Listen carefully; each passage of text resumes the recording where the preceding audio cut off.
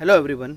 आज के इस वीडियो लेक्चर में OCM प्लानिंग चैप्टर का जो आगे का टॉपिक है कंपोनेंट एलिमेंट्स ऑफ प्लान और प्लानिंग, उसके बारे में हम डिस्कस करेंगे। देखो, जब प्लान हम बनाते हैं फ्यूचर के लिए, वेल इन एडवांस में डिसाइड करते हैं what to do, how to do, when to do, ETC for achieving predetermined goals and objective. But जब कोई भी ऑर्गेनाइजेशन होता है उसमें प्लान जब बनता है, प्लानिंग जब बनता है, तो उसमें जो भी चीज़ फ्यूचर के लिए वेल इन एडवांस में डिसाइड होती है प्रेजेंट में, वो सब चीज़ उसमें इन्वॉल्व हो जाती है as a component, as a element. तो यहाँ पे जब भी हम कंपोनेंट एलिमेंट के बारे में बात करेंगे तो हमें ऐसी चीज़ जो प्रेजेंट में फ्यूचर के लिए डिसाइड की जाती है वो सब प्लानिंग का ही कंपोनेंट कहलाता है। वो सब प्लानिंग के ही एलिमेंट्स होते हैं, वो सब प्लान में ही आते हैं। ठीक है, तो उस तरह से हमें आगे की जो कंपोनेंट्स है, एलिमेंट्स है, उसके बारे में हमें डिस्कस करना है। सबसे पहला है ऑब्जेक्टिव।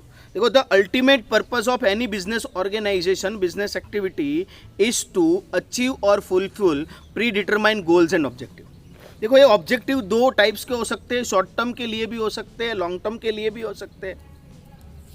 तो ऑब्जेक्टिव अल्टीमेट होता है, उसके हिसाब से ही कोई भी ओनर होता है, कोई भी मैनेजर होता है, अपनी बिजनेस एक्टिविटी जो है कंडक्ट करता है। तो when we are deciding objective future के लिए, at that particular point of time we have to consider all factors which may be affect plan और ऑब्जेक्टिव। जो ऑब्जेक्टिव को इफेक्ट कर सकते हैं वो सभी फैक्टर्स को हमें एडवांस में ध्यान में रखना है। Our objective should be practical in nature, it should not be too much ambitious नहीं होना चाहिए कि जो अचीव ही नहीं ना हो सके। प्रैक्टिकल वे में हमें डिसाइड करना है, सिचुएशन फैक्टर्स को ध्यान में रख के प्रैक्टिकल तरीके से। तो वो भी एक पर्टिकुलर एलिमेंट हुआ, कंपोनेंट हुआ, ऑब्जेक्टिव। दूसरा है स्ट्रेटजी। देखो, strategy is nothing but techniques which are used to implement plan to achieve predetermined goals and objective is called strategy. ये जो स्ट्रेटजी वर्ड है सबसे पहले आर्मी में यूज हुआ था। आर्मी का जो ट्रूप थे अपने एनिमी ट्रूप को किस तरह से रिएक्ट करेंगे उसके बारे में वो एक टेक्निक्स जो है पहले से डेवलप करते थे, उसको स्ट्रेटजी बोलते थे। फिर स्पोर्ट्स में उसका यूज़ हुआ, बिजनेस में भी अब तो स्ट्रेटजी जो है वो फ्रेम होती है। ठीक है, strategies mainly prepare to achieve long term objective. But strategy काफ़ी सारी शॉर्ट टर्म के हिसाब से भी हो सकती है, लॉन्ग टर्म के हिसाब से भी स्ट्रेटजी जो है वो बन सकती है। तो ये दूसरा उसका कंपोनेंट हुआ, एलिमेंट हुआ स्ट्रेटजी। तीसरा है policy. Policy is nothing but decisions and strategies are decided by management for accomplishment of objective is called policy. देखो, policy create unique image of business organisation, it create unique identity in the mind of customer, in the mind of market, in the mind of competitor.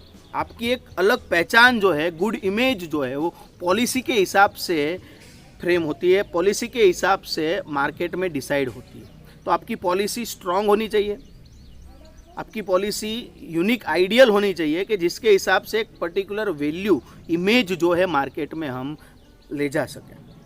तो policy काफ़ी सारी हो सकती है, काफ़ी सारी चीज़ के लिए एक पर्टिकुलर पॉलिसी हम डिसाइड करते हैं और उस पॉलिसी को अडॉप्ट करके उसको ध्यान में रख के आगे की बिजनेस एक्टिविटी कैरिड कर। सेल्स पॉलिसी से, सेल्स के लिए एक पर्टिकुलर पॉलिसी। क्रेडिट पॉलिसी कि भाई 45 डेज से ज़्यादा उधार क्रेडिट पे हम माल नहीं देंगे, क्रेडिट पॉलिसी है हमारी। If you want to business with us on credit then 45 day maximum. उसके अलावा हम नहीं। सिलेक्शन की एक पॉलिसी होती है कि भाई इस तरह से ही हम कैंडिडेट का सिलेक्शन करेंगे हमारे बिजनेस ऑर्गेनाइजेशन में। तो पॉलिसी जो है वो डिस्टेंस इमेज जो है वो हमारी मार्केट में, कस्टमर में, कॉम्पिटिटर में क्रिएट करती है। वो पहले ही बनानी पड़ती है फ्यूचर के लिए, फ्यूचर एक्टिविटी को सपोर्ट करने के लिए। उसके बेसिस पे जो भी एम्प्लॉयज़ रहते हैं वो डिसीजन ले सकते हैं पॉलिसी के हिसाब से। तो वो भी एडवांस में ही प्रिपेयर होती है फ्यूचर पीरियड के लिए। That's why we have to consider policy as also important component और एलिमेंट ऑफ प्लानिंग। बरोबर। आगे का जो है मेथड और procedure. Method is nothing but a way to conduct each and every business activity. It is nothing but an arrangement to carry out a particular activity, particular task. जो भी task होता है, जो भी एक्टिविटी होती है, उसको कंडक्ट करने के लिए एक वे होता है हमारे पास, एक रास्ता होता है कि इस तरह से हम आगे जाएंगे, उसको बोलते हैं method. with help of this way, with help of this method, we try to reach particular predetermined goals and objective. जो भी goals objective है उसके पास पहुंचने के लिए कौन सा रास्ता, the way, the arrangement which we make to reach a particular goal or objective is considered as method, जिसको हम बोलते हैं मेथड और प्रोसीजर. सेल्स की एक मेथड होती है, सिलेक्शन की एक मेथड होती है, ठीक है. कंप्लेन जो आती है उसकी सॉल्यूशन करने की एक मेथड रहती है. तो उस तरह से मेथड जो है हम फ्रेम कर सकते हैं. वो भी एडवांस में फ्रेम होती है, फ्यूचर के लिए फ्रेम होती है, प्रेजेंट में होती है. इस तरह उसको भी प्लानिंग के कंपोनेंट में इन्वॉल्व किया जाता है. Now rules. देखो, rules are very much necessary to create discipline in organization, and these rules are also decided in advance. Say for example, rules of prohibition of smoking at workplace. भाई काम के समय, काम के स्थल पे स्मोकिंग, धूम्रपान जो है हम नहीं कर सकते, एक रूल्स है.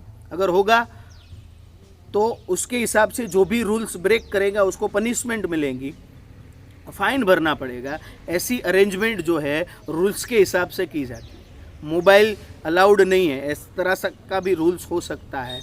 जो स्मोकिंग है उसके हिसाब से भी रूल्स होता है, टाइमिंग के हिसाब से भी रूल्स हो सकता है. तो ये रूल्स एक पर्टिकुलर कोड ऑफ कंडक्ट है, एक पर्टिकुलर डिसिप्लिनरी गाइडेंस है, गाइडलाइंस है जो एडवांस में प्रिपेयर होती है. जो भी एम्प्लॉय रहते हैं उसको वो पर्टिकुलर रूल्स जो है उसको फॉलो करके आगे की स्मूथली एक्टिविटी जो है परफॉर्म करनी रहती है. तो उसको रूल्स बोलते हैं. बजट.